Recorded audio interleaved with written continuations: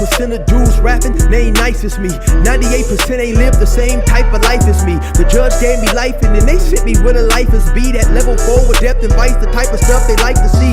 Two choices, fight or flee. I refuse to die a chump. I never been a mark, but damn, it's scary when that riot jump. I seen dudes cry, get punked, and some sexually brutalized. Knew a dude who lost his life and he was only doing 5 year-long racial fights when homie all you do is ride. Lonely days and nights up in a hole causing suicide. From the moment you arrive, you see the Mexican mafia, AB skinheads with big giant swastikas, pro-black philosophers, the BGF, the Kumi, and Muslims who will murk you from the nation to the Sunni. That MS was loony, quick to ride up on they rival. Even Christians went to church, hide knives up in a Bible. Political and tribal, the Crips and Damus, the Long Beach, the Hubs and the Dubs and the Grooves, the IE, the Bakersfield, the Dago Pyrus, the hustlers quick to roll, the gangsters gon' move. Whatever click you choose, you better Say what's cracking, YouTube?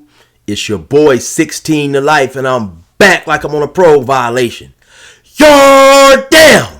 For those of y'all that's new to my page, in 1994, I got arrested. I was eventually sentenced to 16 years plus life, and I served 24 years straight in the California prison system. Yeah, that's me gassing right there on that intro, and if you want to get that song, it is available for purchase only from me on a 10-song EP that you can get on a digital download link. If you're interested, hit me up on my email, 16tolifemusic@gmail.com, Cash App, PayPal, or Zelle me $20.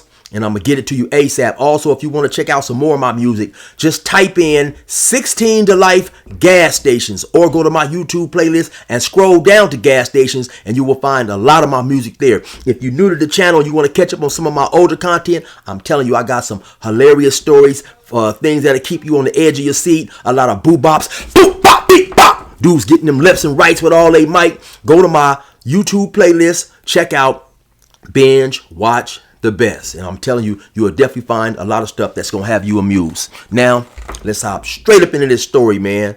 So I'm gonna tell y'all a real story, man, about a dude who snitched on me, and he ended up getting a life sentence several years later. Initially I got charged with 3 attempted murders from a house party shooting. Me and my homie OZ, who rests in peace. So we go on the run. You have a couple individuals who said they saw me and OZ shooting.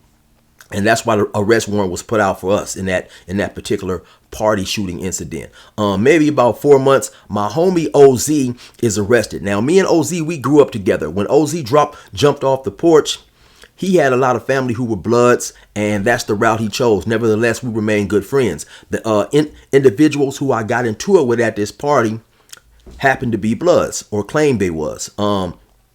They also knew my homie OZ. And so while they told the police me and OZ was shooting, when OZ got arrested, maybe about 4 or 5 months later, they went down there and they said OZ wasn't shooting, Chill was shooting. So a day or two before OZ was supposed to start trial, they dropped charges on him. And I'm still, they still seeking my arrest. So maybe about 5 or 6 months later, I get arrested, and now I'm charged with these shootings at this party, these attempted murders, and also I'm charged in a separate murder. Now let me give you guys a little information about when you get caught up in a criminal investigation or situation and charges are filed. At some point in time, the DA has to turn over to your lawyer what's known as discovery. And in that discovery is all the things pertaining to why they think you're guilty. The people who are telling on you, the pictures, information, all that type of stuff. So your lawyer will have an opportunity to investigate that stuff, rebuke, refute, so on and so forth, right? So they're supposed to turn over all this in a certain amount of time before you guys go to trial, in order to give your lawyer a chance to prepare and fight your case. Now, those 2 individuals that I told you about that was telling and saying that I was doing the shooting, by the time I was arrested, they both were deceased. One of them I was charged with his murder.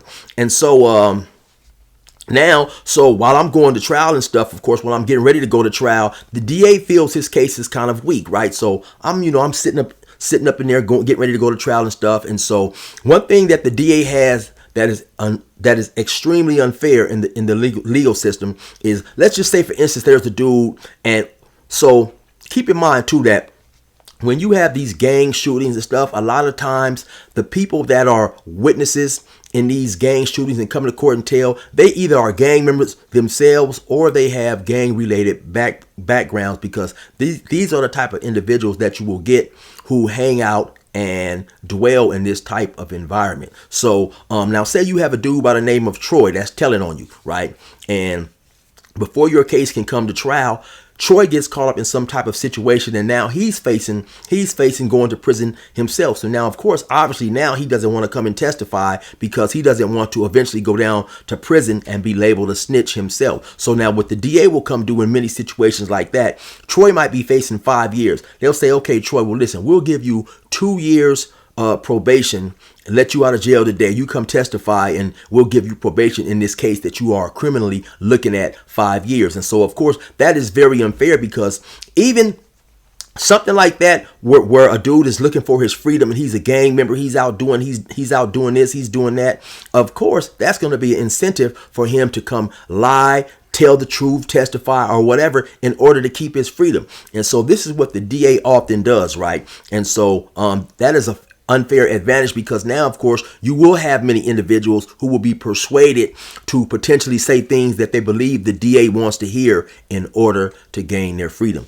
And so when I'm getting ready to go to court, actually the trial had started. When I'm getting ready to go to trial, 2 or 3 days into the trial, suddenly the DA pops up and he tells the judge one day that, hey man, I have another individual who's seen the shooting. Now this individual was not initially mentioned in the discovery, so we had no chance to prepare for this. And also this individual, like the other 2 dudes, which I think I failed to mention, they were related to one of the victims who suffered a gunshot wound to the head in that party incident that I was initially charged with. So here you have another dude, another relative who never came forward for a year and a half while all this stuff is going on. Suddenly now he wants to say that he witnessed this shooting, and also he's in jail. And so the DA goes, I guess, talks to him or whatever, make some type of deal with him, and the dude gets out and he comes and testifies against me. Now, the day he testifies against me, this dude is obviously drunk, high, intoxicated, something like that, because the judge had to keep admonishing this dude about cussing and stuff. And so the DA asked him some type of question like, hey man, did you see Chill shooting? And not only did this dude snitch on me, the dude was lying. I am 100% guilty, but from his testimony and from me being there, I know this dude was nowhere around. And also, Bannon was a small place back then. Everybody, especially the blacks, relatively pretty much knew everybody. This dude, I had seen him out there in the streets hanging around, and while I would see him in certain areas where drugs were being sold and people was gangbanging, I can't say that he was doing that on a regular basis. You know, he may have not been doing it at all, but he did at least frequent some of these places, right? And so he says, yeah, man, I seen Chill and OZ backing out in a single file line and they both were shooting. So that was a lie right there, because the shooting incident took place at a party in the backyard. Now, in order to get into this backyard, you had to walk up the driveway and there was a wooden gate, and then you open the gate, you go in, and the party was in the backyard. The entire shooting took place in the backyard. So for him to say that he saw me and my homies walking out in a single file line, like 3 or 4 of us shooting, didn't happen. Because of course, if we're doing that, it seemed like we would shoot somebody in the back, because the wooden gate was not even that big. So anyway, the dude was lying, and he claimed that he was across the street drinking a beer or whatever. I didn't see him that entire night. So like I said, the dude was lying, and he came forward maybe a year and a half, you know, after this all took place. He had never initially made a statement like his other 2 cousins, right? But by the time it's time for me to go to trial, his other 2 cousins were no longer alive. And so the DA is scrambling, trying to get whoever he can to strengthen his case. Nevertheless, right, I am convicted. And like I say, when he testified against me, he was extremely drunk. The judge asked him, who did you see shooting? He said, oh, I saw Chill right there. That motherfucker. That motherfucker. He had the face. Now, I don't know what the hell that dude meant talking about, you know, he had the face. But the judge admonished him several times about using that language. Then at some point, the judge must have just said, man, in his mind, fuck it, this motherfucker is drunk and he gonna keep on cussing. And so the judge left him alone after a while, right? And so nevertheless, I'm found guilty. I'm sentenced to 9 years plus life in that particular case. And I had another murder case trailing that. So I believe without his testimony, I still would have been found guilty. So anyway, fast forward now. Let's say maybe 10 years, I'm locked up. One day I'm on the phone, I call in some type of way. I happen to be on the phone with a homegirl of mine. My homegirl who I was talking to, her cousin happened to date or used to date the individual who came to court and testified against me, claiming that he saw me shoot his cousin, but he had never made any statements any time, before the trial started. So anyway, my homegirl, in the course of a conversation, she tells me that the dude who testified against me is doing life now his damn self. I'm like, oh, is that right? What happened? So something about, he was charged with a kidnap. I believe he was in a car or something and wouldn't let the people out the car or force the people to take him somewhere. And they ended up charging him with a kidnap, which was his third strike. And I believe he got 25 years to life. So I'm going to keep it 100, man. He's still locked up right now. I believe he's been locked up about 19 years. And so am I sad to hear that he's still in there week after week eating state soups, getting corn on his feet from them state boots? Hell no. You know what I'm saying? Hey, good for him, man. You know what I'm saying? I don't like to see many people go to jail, but a snitch is one of them, and especially a person who snitched on me.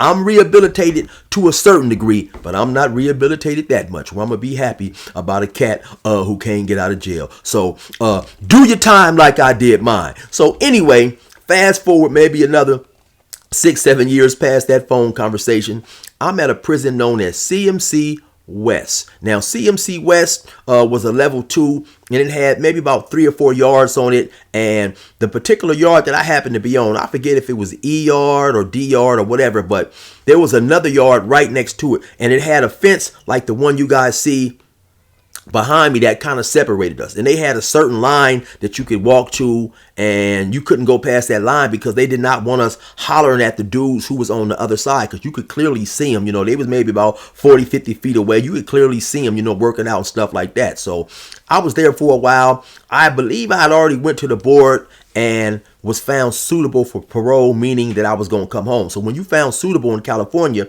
after you were found suitable, depending on if you are in there for an attempted murder, you have to wait, I believe it is 90 days. If you're in there for a murder, you have to wait 150 days. And so and the wait is for the governor to look over the suitability finding, basically, of the parole board saying, yeah, this dude is going home. Because in California, the governor has the power to reverse that decision for whatever reason, if he thinks that, you didn't answer this question right or whatever. So I'm waiting for that time period, right? So it comes to my attention that there's an individual on the yard who is from Bannon, or excuse me, he's on that other yard, and he had been locked up 30 plus years. I had heard of him, but he was maybe at least, I want to say 20 to 25 years older than me, and he had been locked up, like I said, 30 plus years or whatever, right? And so I sent word to him, to somebody to go get him. So it's maybe about 6 o'clock at night. He comes, he's on the other yard,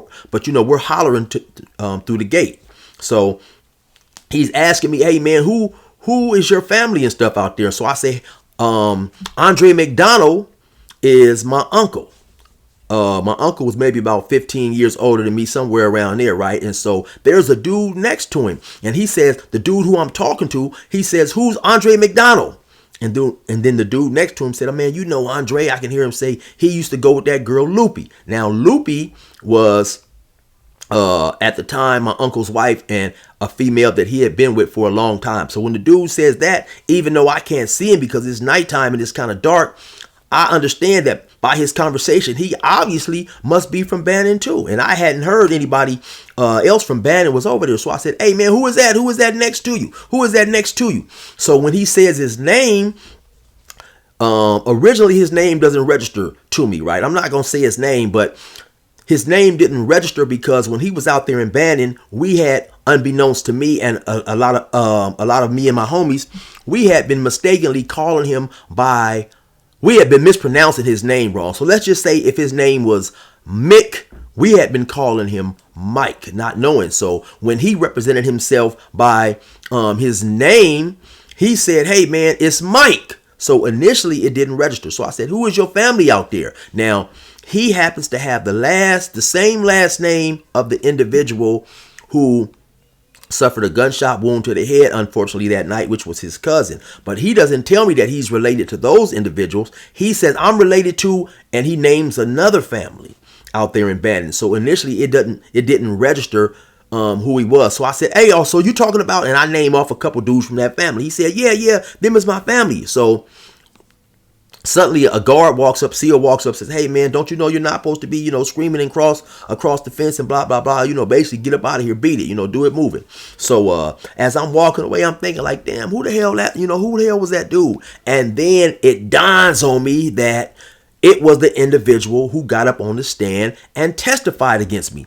Now, before the CO shooed me off, me and the dude who I was there originally to talk to, we had agreed to meet at the law library the next day. So when we go to the law library, we over there talking, and in the first couple of minutes of our conversation, the dude says, "Hey man, what's up with that dude, man?" He says, "Ever since we was at the gate talking," he said, "the dude has been avoiding me." He said, "Normally he would come past my bunk every morning, ask for a shot of coffee, ask to see the newspaper," because the dude was getting a subscription to the newspaper out there in Baton. He said, "Man, the dude ain't been coming by," and all this old type of stuff. I said, "Oh man, what's up with that dude?" I said, "I finally figured out who that dude is." I said, "Man, that dude told on me, man. That dude hopped up on the stand and he told on me." And he was like, "What?" He's like, "Oh man, that's why that dude is acting like that, man." I said, "Yeah, man, but don't even trip, man, because I'm already had been found suitable, so I'm trying to get up out of here, right?" So now, after we talked a little bit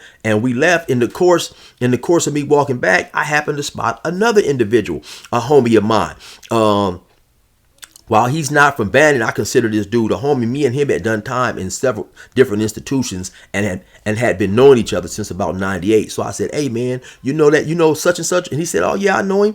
I said, "Hey man, that dude told on me, man. That dude got up on the stand, told on me, so on and so forth. So stay away from that cat." He's like, "Oh, is that right?" He's like, "Oh man, I'ma smash him." I said, "No, homie, no," because now my homie who wanted to smash this dude, he was a lifer as well. He's like, "No, man, I'm just to smash that dude. I'm just to get a couple dudes."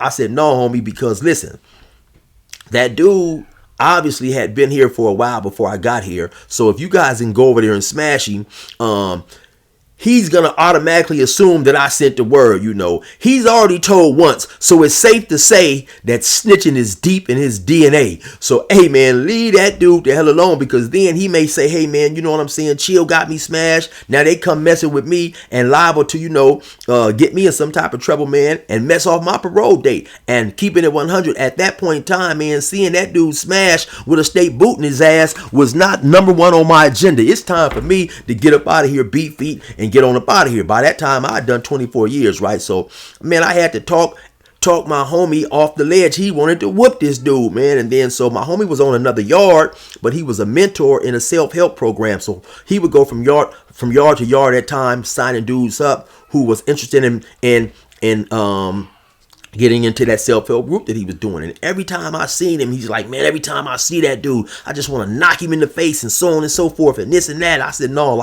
man, leave that dude alone, man. Leave that dude alone, man." So if I didn't mention, I think the dude ended up getting, maybe 15 to life, 25 to life, and stuff like that. And so, of course, I ended up coming on home.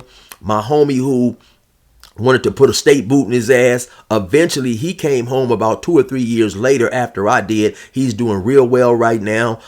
He has a job working with air conditions and stuff like that. He recently just purchased his first house maybe about 5 or 6 months ago. So life is good, man. As far as that sucker that told on me, he is still in there, and I can't say that I'm mad about it. Do your time like I did mine, man. Karma is a motherfucker. It's crazy how this dude would get up there, tell on me, and suddenly couple of years later get in some trouble his damn self and wind up in the same predicament, man. So you know, it is what it is, man. And I ain't gonna lie, man.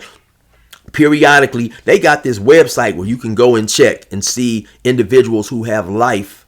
You can check up on their latest parole hearing. You can see what happened the last time they went to the board. And periodically, man, you know, I check it. And every time I see he got a denial, I ain't gonna lie, man, I swear I smile. It is what it is. You know, I don't like to see many dudes go to jail, but an old motherfucking snitch, hey, listen, I don't care if he stay up in there and rot and have to sleep on the cot. You know what I'm saying? So, actually also too, I got a CD. I'm getting ready to drop another mixtape probably in about a couple of months, maybe a month or two. And I probably will put a song on there. It's called Just Like Me. And it's in reference to him, talking about him. So if you happen to purchase that CD and you hear that song, that's who I'm talking about. Also, man, for y'all that's been wondering and inquiring, that Dubs diss is on the way, man. The verses has been complete. And with some songs, I'm a bit of a perfectionist because I feel that, certain type of hooks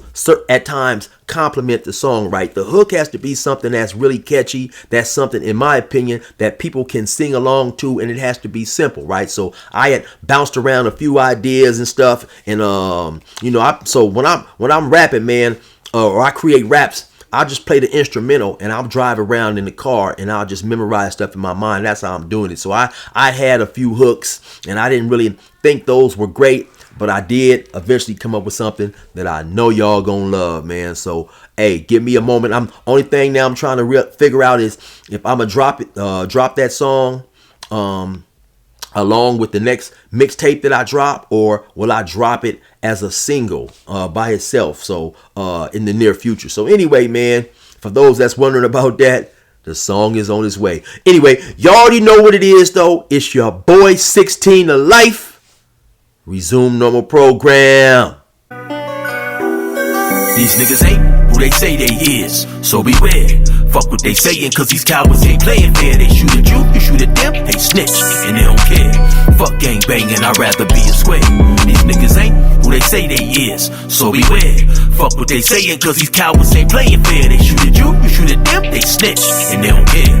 Fuck gang bangin', I'd rather be a square. Yeah. I swear to God, the game is cold, homie. What you mean?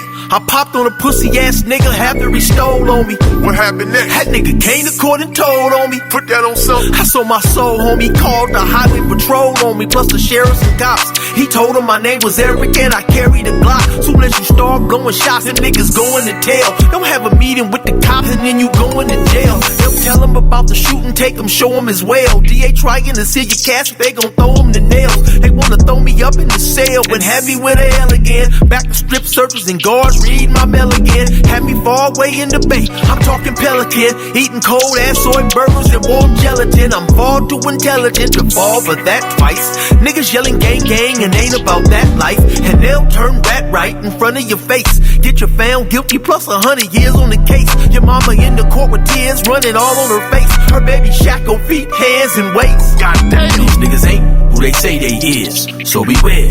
Fuck what they sayin', cause these cowards ain't playin' fair. They shoot at you shoot at them, they snitch, and they don't care. Fuck gang bangin', I'd rather be a square. These niggas ain't who they say they is, so beware. Fuck what they sayin', cause these cowards ain't playin' fair. They shoot at you shoot at them, they snitch, and they don't care. Fuck gang bangin', I'd rather be a square. Yeah. Doing life's no joke, I been where the apes been. You ain't really bout that smoke, you a vape pen. Soon as they catch a joke, in the feds on a state pen. That tough guy shit get shed quick like snake skin. Real and fake men can't exist together. I stayed down, you turn snitch, so you a bitch forever. Imagine me snitch never, boy, I stuck to the code. You hit the county for a month, you said fucking and told. Soon as you heard your bitch Nicole was fucking all of your best friend. The news damn near killed you niggas, caved your chest in. You told about the murders that y'all did on the West End. Who was popping the burners and the one who said lesbian. Cooperated then, signed an affidavit. Felt your life was over, nigga, you was trying to save it. So you told on Antoine, LeBron, Brian, and David. Came home and half your hood forgave it. God damn. These niggas ain't who they say they is, so beware. Fuck what they saying, cause these cowards ain't playing fair. They shoot at you, you shoot at them, they snitch, and they don't care. Fuck gang banging, I'd rather be a square. These niggas ain't who they say they is, so beware. Fuck what they saying, cause these cowards ain't playing fair. They shoot at you, you shoot at them, they snitch, and they don't care. Fuck gang banging, I'd rather be a square. Yeah.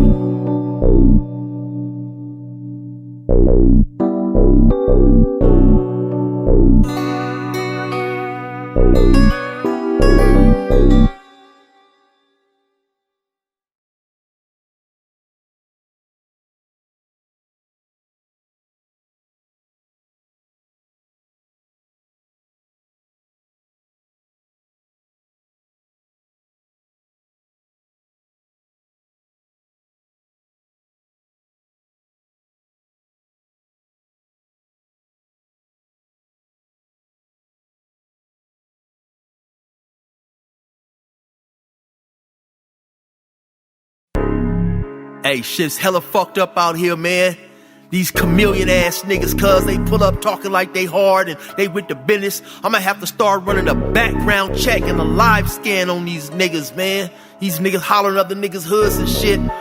Fake ass motherfuckers.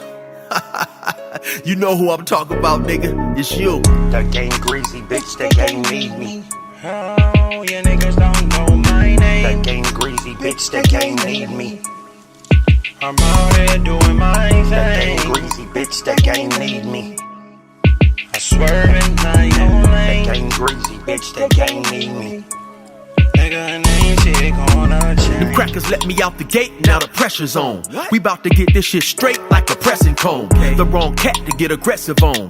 I bring the bitch up out of niggas while you think they got them dresses on. My reach long and that's the best type. To have some dirty white boys come and smoke you like a meth pipe. And leave your chest bright red like a fire truck. Kicking your mom's door at night, nigga, and tie her up. I'm wild as fuck and I'm respected by the new youth. I put this pistol in their ear like a Bluetooth. I blow their brains on their new coupe. And have red everywhere just like a function full of soup whoops. Tell your troops I deal with beef like a butcher. My 4-5 pump more guys than Ashton Kutcher. Line pusher, quick to bury your clown. Nigga, I stayed in the park like the merry-go-round. Get it? The game greasy, bitch, the game need me. Oh, you niggas don't know my name. The game greasy, bitch, the game need me. I'm out here doing my thing. The game greasy, bitch, the game need me. I swerve in my own lane. The game greasy, bitch, the game need me.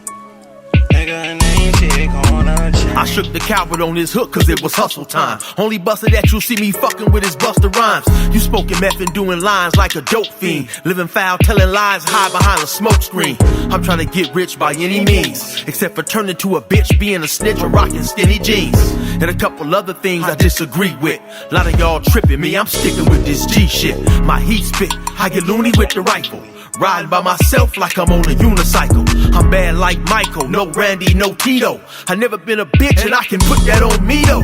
First nigga trip, I'm on his ass like a Speedo. My 4-5 clapped and it's a rap, burrito. I leave you in a fetal position, I spark fast. I'm just trying to get green like the east side park grass. And the march don't ask if I might clap. I had life and now I'm home and they don't like that. I'm right back like I left something. Like I told your bitch to hold my dope sack and she kept something. Bet something if you think I left the strap at home. That bitch stayed with the kid like a chaperone. And I'm prone to put my mask on and spin the block, hit my target spinning round. That's how you change round the ops. Laying down, call the cops. Now it's lots of yellow tape. I'll never box my op unless they pay me what Canelo make. I'm a shooter, boy. I blaze shit up for Carmelo's sake. Niggas talking, acting tough, but sweeter than some yellow cake. I don't take one bite. Play with me, gunfight. A nigga come for me on mama's cuz he better come right. If not, seal casket, no more sunlight. Smoke shop, yeah, I got way more than one pipe. You will never fuck with me, pussy, you the nun type. You report shit after it happened, walk the front kite. I'm a mentor, war instructor, sensei. A nigga who was really in the field like Kunta Kinte. The game greasy, bitch, the game need me. Oh, you niggas don't know my name. The game greasy, bitch, the game need me. I'm out here doing my thing. The game greasy, bitch, the game need me. I swerve in my own lane. The game greasy, bitch, the game need me. Nigga, name shit gonna change.